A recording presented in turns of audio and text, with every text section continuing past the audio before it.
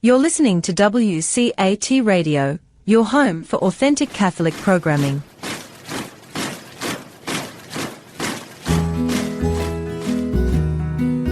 Welcome to the Catholic Mama, where you'll learn how to deepen and defend your faith, find comfort as we share the vocation of parenthood, and learn how to raise your children confidently Catholic. I'm your host, Christine Mooney Flynn. Let's get started. Hello and welcome to the Catholic Mama podcast. I'm your host, Christine Mooney Flynn, and today we're going to get to talk to Brittany from Fit Mom Life to the Fullest about the spiritual importance of being physically fit, which I think is a really interesting, of course it is. You know, it doesn't seem like it's that counterintuitive at all, but maybe we haven't really thought about it in that way. So I'm excited to get to talk to Brittany about this. She's a Catholic wife and mother of two, I believe, right, Brittany? You have two? Yes, awesome. Two boys. Oh, you know, after we had our first as a boy, we kind of did want another boy because I had a brother and there were only two kids. My husband only has one sister, but we both had friends who had a lot of boys in the house. I'm like, man, that'd be so great. And so far that has not happened. So I don't know. I don't know if you're getting the boy house feel yet because your youngest is still pretty young. You know, the already trying to wrestle each other is starting to happen. So it starts early. Boys will be boys. It's true. So, that's a very super incredibly brief introduction. Would you mind expanding on that a little bit and telling the listeners about yourself? Sure. As you said, I'm a Catholic wife and mom of two boys, and I am from upstate New York, and I also work as a personal trainer and group fitness instructor. So that looked like a lot of hours in the gym while I actually, way back when, pre-kids, pre-marriage, I was teaching middle school theology full-time, and then I also was working as a personal trainer and group fitness instructor. So that's been, almost 10 years ago that I was logging a lot of hours like that, one-on-one in-person style. And now since the boys and staying home with them full-time, I have mostly moved all of that to online and just like to help specifically Catholic stay-at-home moms try to kind of find their way in health and fitness and make it doable for our lives. And actually my husband at the gym as well. I went to a very Catholic college and it was like, oh, she's going to get her Mrs. degree. And then it was like, oh, she actually came back and met somebody who lived 7 minutes away and is from the gym. So, there we are. And so he has a full-time job as well, but we both have a big, passion for health and fitness on the side. So it's kind of our fun, it's our hobby, it's our dinner conversation. It's a lot going on over here in that realm. That's awesome. Yeah. My husband and I met in the gym as well. So I have it warms my heart to hear that. I did not know that part of your story. That is amazing. Yeah. I was a writer for a local newspaper, a health and fitness writer. And I went into the gym because a friend of mine that I used to work with was a trainer at this particular gym after she had moved on from the office job we had together. And I saw her car out front. I was like, I'm going to go in and maybe I'll talk to her about kettlebells. Well, it was actually my future husband's car. They had the same vehicle. So I went in looking for my friend. She wasn't there. And so Pat started, I got a free lesson and I didn't realize how difficult kettlebell. I thought I was in shape, and I felt awful after doing just a few swings. That is amazing. Yes, and he still work. His whole livelihood is working out and the fitness business still for the most part. But then we swapped. So now our theology stuff is not the bread and butter, but the stuff it's our dinner conversation. That's awesome. So you guys met at the gym. What kind of workouts do you typically do, by the way? I definitely err on the side of strength workouts. So like you said, the kettlebells, the dreaded kettlebell, and definitely lifting. I started into fitness with more on the cardio side of running and marathons and stuff. And then now, my definite, if I have a minute and I want to, to look forward to workout, it's going to be strength. And that's most of my workouts is some kind of weightlifting or body weight or something like that. Right. You get more bang for your buck with that anyway than just straight cardio. Yeah. It's, like you said, kind of the whole more bang for your buck where more of your body's involved and kind of gives more of a payoff. It just also really suits my life. I don't know. I don't want to, it's kind of day by day here because it's like sometimes, a run puts you in a great mood for the rest of the day. But right now, like I have really massive children. This is an aside. Luckily, thankfully, thank you, Jesus, not when they're born, but like immediately after. So my 7-month-old, he's having 8 months. My 7-month-old is 23 pounds. Whoa. So I literally, when I say like it's That's conducive to my life, yeah, like I really do need that core work and that back work to literally have my child, whether I'm like wearing him or just carrying him. It's a lot. So strength training is, my main go-to over here. Functional fitness. Seriously. Awesome. 23 pounds. Wow. That is a hefty child. And my first son was the exact same way. He's like at every benchmark. My second has just beat his older brother by like a pound. But it's wild. He's literally in 12 to 18 month clothes right now. It's just, wow. It's crazy. He's a big boy. Are you and your husband taller or no? No. Yeah, I'm right in the middle there, 5'4", and he's just under 6 feet. So I don't know. We've got a few healthy babies. My brother is only 5'9" or so, pretty average for a guy, and I think his son is like in the 100th percentile for height. So I don't know what's going to happen. We have a couple of guys in the family who shot up to like 6'6", so I don't know if this is something. But oh my goodness! But he's skinny, so I don't think he's more of like difficult to wrangle because of his length, but not so much the weight. Right. When you're holding him and he takes up half your torso. Yeah. I did, I once saw a very petite woman carrying a child who didn't look old, but was half her size as she was walking along. And it was an incredible thing. I've never seen anything like it before. But I'm very impressed, like how the kid probably could have just stepped into the into the sling. It was amazing. By the way, that has nothing to do with what it's true though. It's true. So you went to school for theology? I actually, I went for early childhood education for my bachelor's, and then I have a master's in theology. Okay. So this is, and are you a cradle Catholic as well? I am. Yeah. I was raised up all the way through, and then, interesting, because I know your husband was a revert and I know you're a convert, but my husband was a revert as well. And so that's what it is funny, because I know you said that with your dinner conversations, but that's the way like ours either go. It's like fitness and then theology and then comparing the two and then drawing the parallels. So, but I was a cradle Catholic all the way through. And then, so that's awesome. I mean, you were able at least to get your fix on both ends, right? One being the teacher and then also the fitness instructor. I got to tell you, I used to be a fitness instructor, and then when I met Pat, he was still doing that. Those hours are long. Those are long hours teaching those classes, and then moved online. And that's wonderful, because then you get to help more people all at once. Yes. And like you said, it fits the family lifestyle a little more when most people want to work out after their jobs or before their jobs. And it is. Well, it makes sense to me when we were talking before, as we were setting up this podcast episode together, that there would be this parallel that you can draw between being physically fit and spiritually fit. Can you talk about that a little bit? Sure. Absolutely. I think it almost is like nonsensical to separate the two and to separate all of it, because we are spiritual beings, we are physical beings, we are emotional beings. And I remember, I think I first started thinking about all the connections between it when I first read The Rhythm of Life by Matthew Kelly, actually, like way, way, way back. And he talks about the different areas and making sure that you are, fueling yourself and growing in those different areas. And it just made me start thinking. And now I see so much more all the time, whichever one you're looking at, in the spiritual world or your faith side of things, or in the physical world and your discipline and fitness in that area.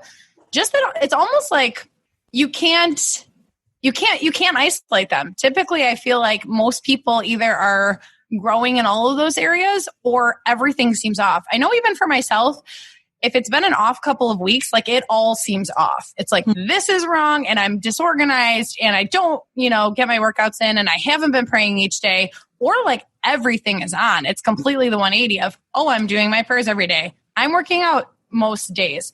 I'm this like, discipline just begets discipline. And I believe that the more that you are disciplined in one area, the more it carries over into one area. If you can force yourself to get up at 5 a.m. to do a workout for 20 minutes before your kids wake up, you can also force yourself to wake up and read your scripture passage that day, or pray the divine office or pray the rosary or whatever you are into at that moment or what you're doing. It's the traits and the routines and the habits that you learn just carry over into the other areas. And we're, again, body and soul. We can't separate them. So right. That's a very good point. Because it isn't that we are a soul with a body or whatever. It's that we are, a combination of the two. So yeah. And discipline carries over from one thing to the next. So of course it would make sense that it would go together. Yeah. It's almost, not to paint it in a negative way, but I think that you also really just learn to deny yourself and like, hello, that's marriage.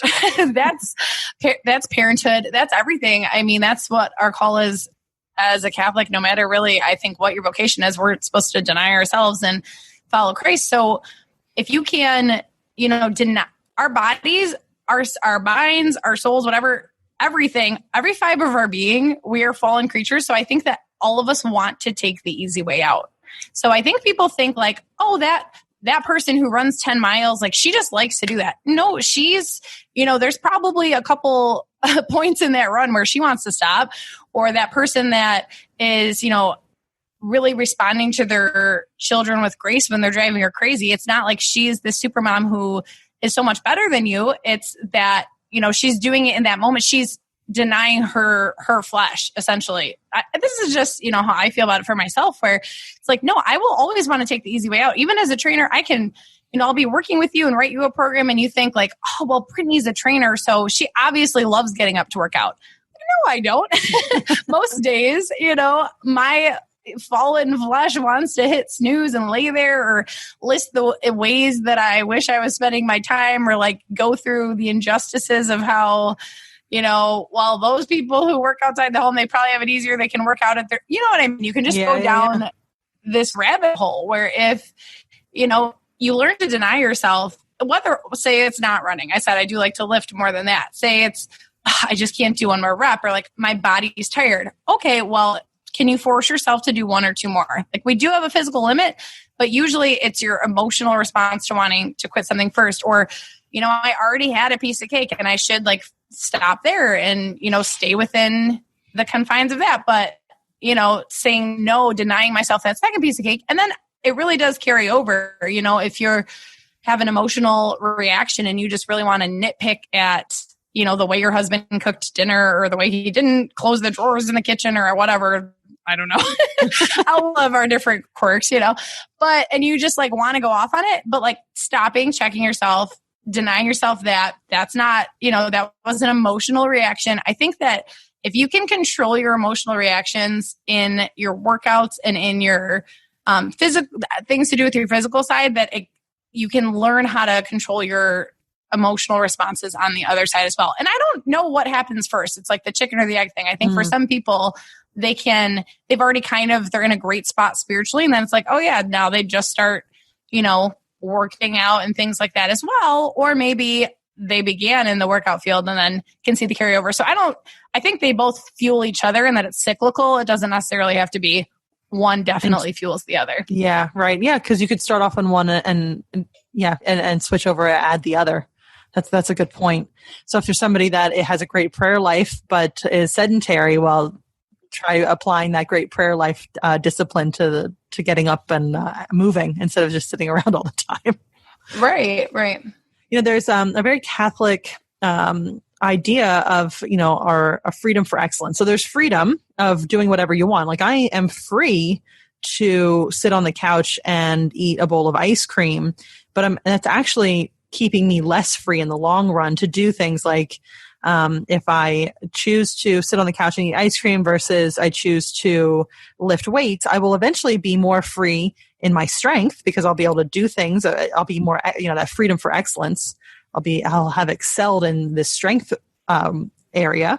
Whereas, but if I just sat on the couch, even though I'm free to do so, I would actually not be as free later on to do those strength feats or whatever it is. And it carries over to anything. Yes. Yeah. I think that a lot of us too, I love that you said for excellence and whatnot. I love the Pope Benedict quote, Pope Benedict 16th, the world offers you comfort, but you were not made for comfort. You were made for greatness. And it's like, yeah, you can apply that in all the areas, and spiritual and the physical and whatnot, because I think that it's sometimes people get uneasy when you talk about this in Catholic and Christian worlds, because it's like, well, that is just so down on the list. Like high up on my list is saying my prayers, taking my kids to mass, going to confession, keeping up with the sacraments, and like almost like, why would I bother to think about that? Or again, my body's just gonna, to dust it shall return, and I don't need to worry about that. Where no, it's also like we want to live life to the fullest while we are here, while we have these bodies. So it's almost like, okay, well, I'm just going to settle for a mediocre life. Like I don't want to say mediocre life, but not being able to use like being held back by your physical body. Right. I get you're it. thinking, I'm not going to, worry about it, push it to these extremes, but then it can actually just hold you back. Is that the difference between you being the mom that sits in the chair and watches your kids run around the backyard, or you being the mom that can get up and play with them? Or, there's so many benefits to exercise, which I know you and your husband know that, it can actually just make you a better mom. Your happiness level, your stress level, all of these things that can so positively impact your life, like it is actually going to matter for the way you live right now. The freedom to just kind of exist, or the freedom to thrive in your body and in your current vocation. Yeah. It just happened not too long ago for me. I can't remember what it was. It was either that I was watching my kids like do somersaults in the backyard or something, and I could have been pregnant at the time too, so I really couldn't do whatever they were doing. That might have been it, but I just remember thinking like, wow, I am not free to do this anymore, or at this current time, and that was frustrating to me. Now I can't remember if it's just like my own physical limitations, because I'm not 4 kids in. I do not prioritize the body stuff as much as I need to, and I do know that. Or if it was just pregnancy. But there is something there where there are certain things. I mean, even as we age naturally anyway, you hear an older person look at a young child like, wow, I wish I could do that still. Now, of course, as you age, you might not literally be able to do those sorts of things. But if you don't use it, you lose it. And that freedom to express your body with the strength that God gave you and you developed is that can get limited if we make the wrong choices or don't make the right choices. Right. And I like, even though you're not sure what season it was in, because I'm sure it's easy to forget 4 pregnancies deep of like, oh, was I or was I not? I feel pregnant all the time.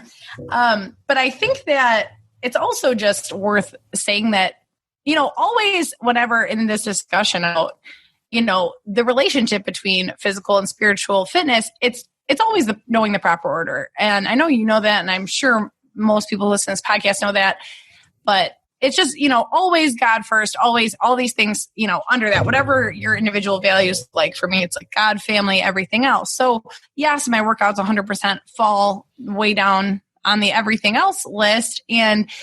But it's also then, okay, in that time it's also what's appropriate in your current season. So, right.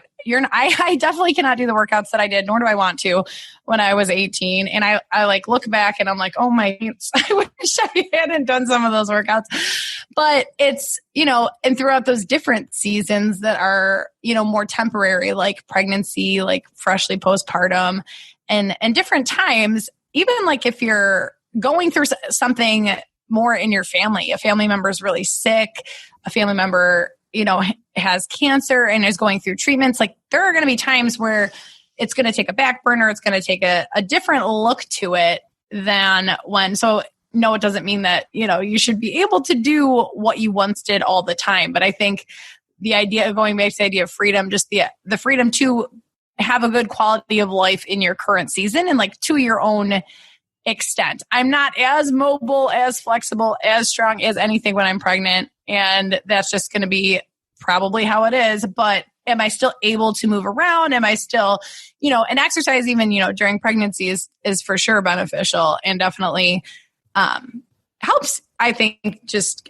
keep that level of, being able to move around and freedom of it. But it's not going to look the same as when you were 18 or when you're not pregnant in 10 years or whatever. Right.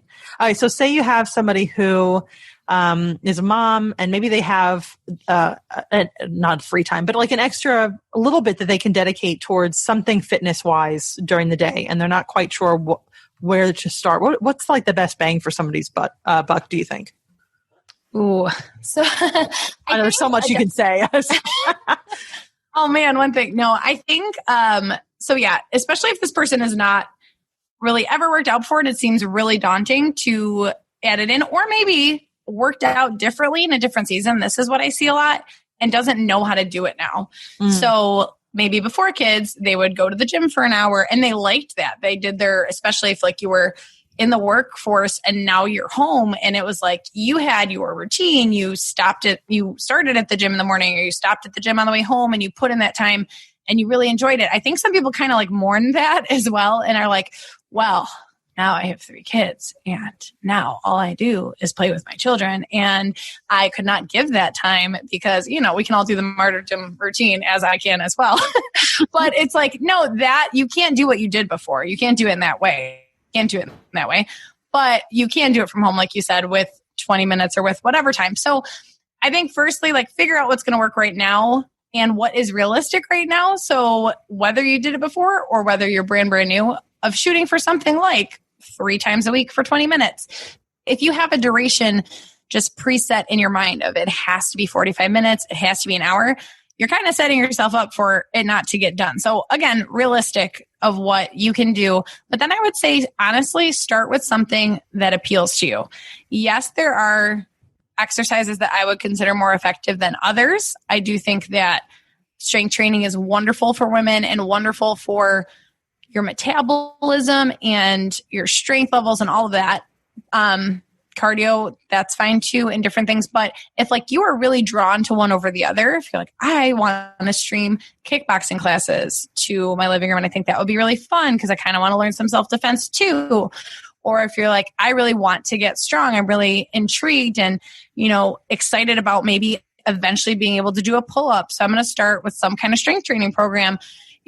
I would just start with, what is going to motivate you to do it, because I do think that exercise and fitness, like, yes, it's something that we're not always going to feel like doing, but if there is something that particularly appeals to you, why not add that? So I would say just keep it, realistic, set a couple times a week, a short duration, find something that appeals to you. I would recommend strength training if that does happen to appeal to you, but and definitely follow some kind of guidance. So if you have worked out before and you kind of know what you're doing, that's awesome. But there's so much. It doesn't need to be a specific person, a specific program. There's so many things on YouTube and here and there and tons of online programs.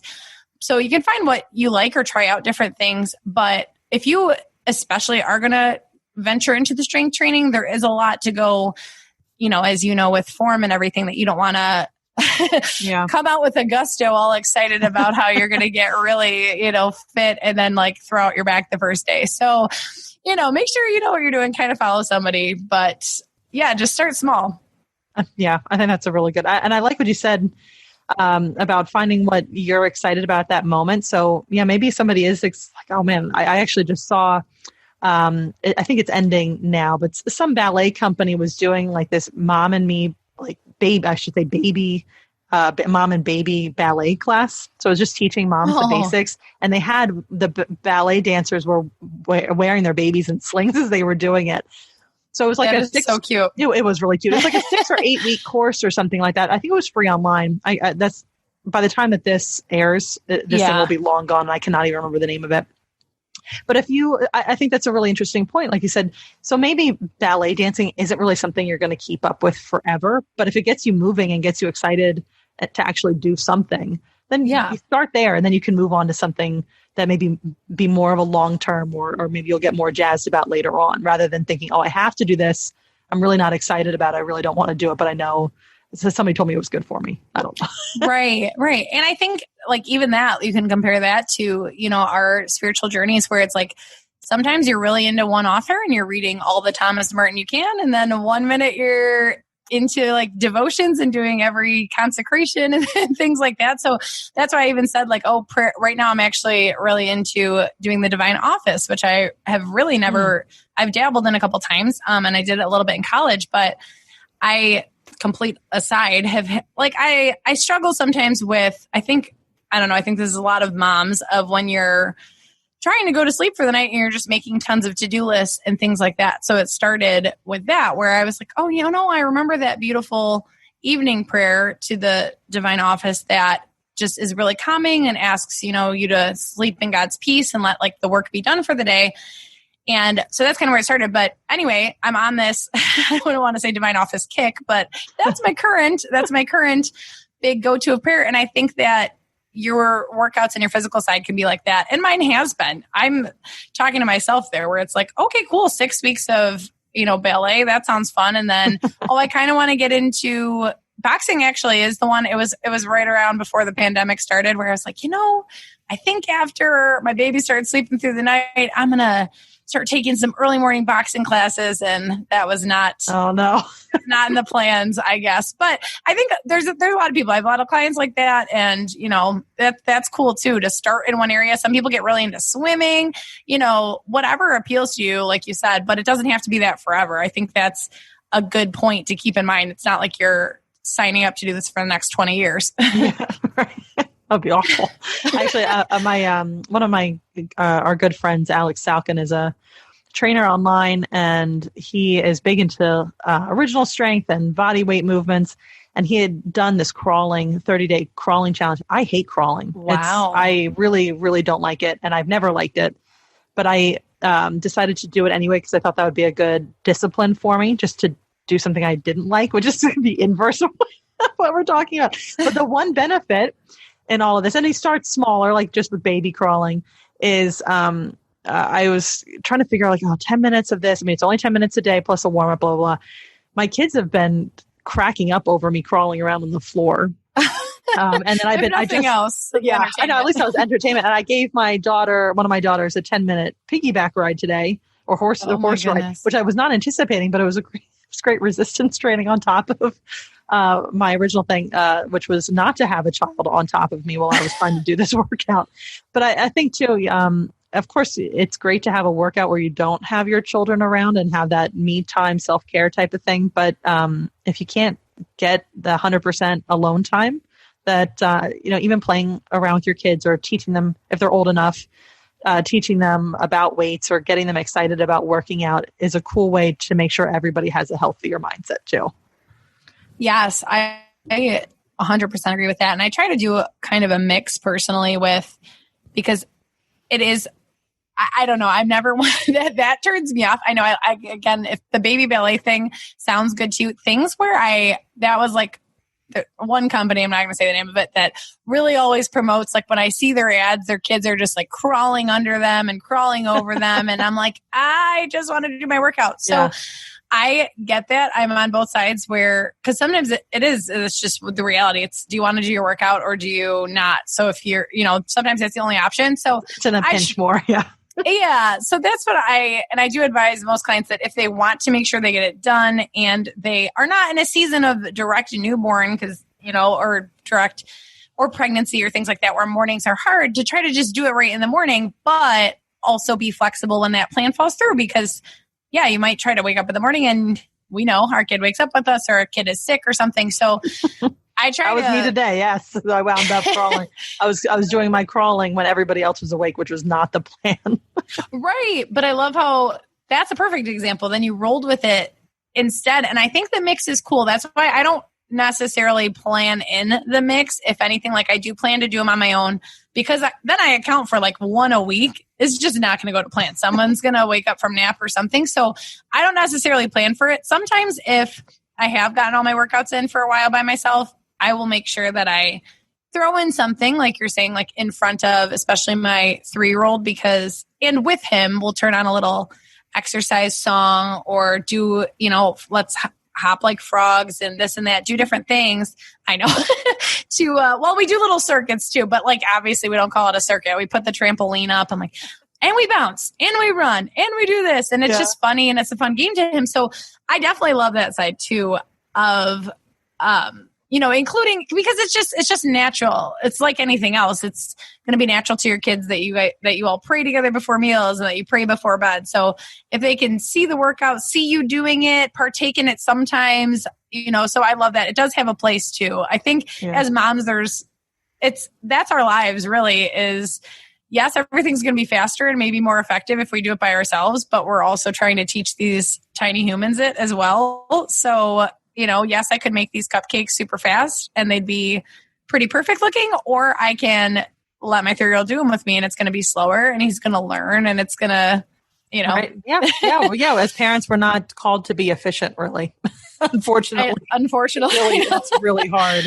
I gotta tell you, yes, because if you plant, I was thinking about this. I've yelled at not yelled at my kids, but yelled towards my kids, get back, as I'm trying to do a kettlebell swing. Because the last thing I want is to have them walk in front of a swinging weight. So there are certain workouts that are definitely not kid friendly. Right. Okay, so this is all very, very good, and it's motivating me even more. So where can people find you online? Where's the best spot to get in touch with you? Oh, I hang out a lot on Instagram. I'm also on Facebook.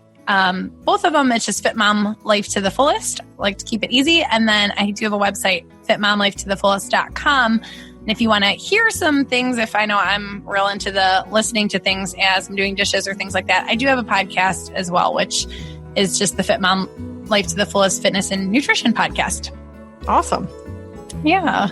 Very cool. Well, thank you so much, Brittany. And I will put the links in the show notes for anybody listening so you can just click through and find Brittany wonderful. easily there as well. Again, thank you so much for your time. This was really interesting. Oh, thanks for having me on, Christine. All right, everyone. Until next time. Don't forget to head over to thecatholicmama.com to get your free copy of How to Talk to Your Kids About God. This handy little ebook will teach you how to broach the topic of God with your children or how to respond to your kids when they want to talk about God, as well as give you answers to 7 of the trickiest questions about the faith that Christian parents face. You'll love the easy to understand grown-up answers, the pared down but not talked down answers you can share with your kids, plus recommended resources if you'd like to deepen your understanding of the topic. Get yours free at thecatholicmama.com.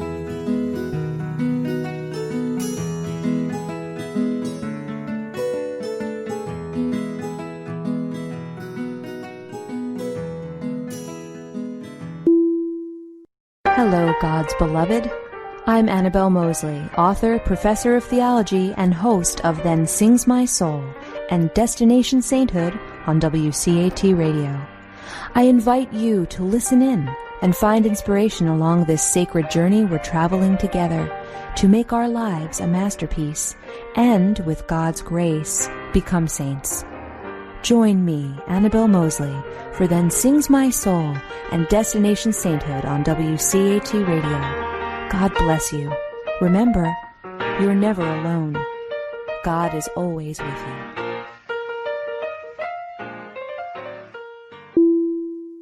Thank you for listening to a production of WCAT Radio. Please join us in our mission of evangelization. And don't forget, love lifts up when knowledge takes flight.